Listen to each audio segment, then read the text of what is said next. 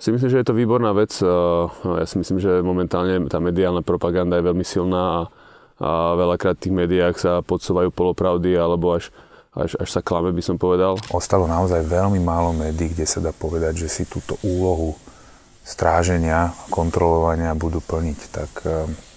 Tak myslím, že musí nastúpiť nejaká iniciatíva občianska alebo iná, ktorá to nahradí. Považujem to za normálne, veľmi užitočné a potrebné. Treba ich proste konfrontovať, treba tie fakty hovoriť, ale dôležité je, aby im ich potom aj niekto sprostredkoval. Lebo dokiaľ sa to bude diať ďaleko od politikov, tak oni sa tým nebudú cítiť konfrontovaní ani zasiahnutí.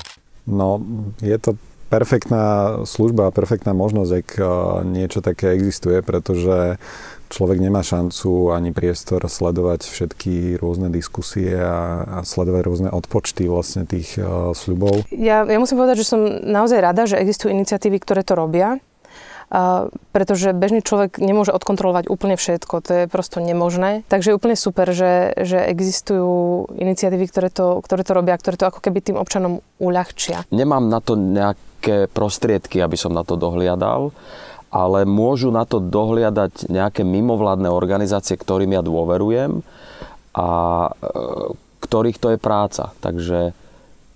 Takže vlastne ako keby komunikujem s tou mimovládkou a pýtam sa ich, že čo a ako, že či teda naplňajú to, čo slúbili, ale sám si neviem predstaviť, ako by som dával pozor na to, či tie sľuby naozaj plnia. Pomôžte nám po voľbách pozerať politikom na prsty.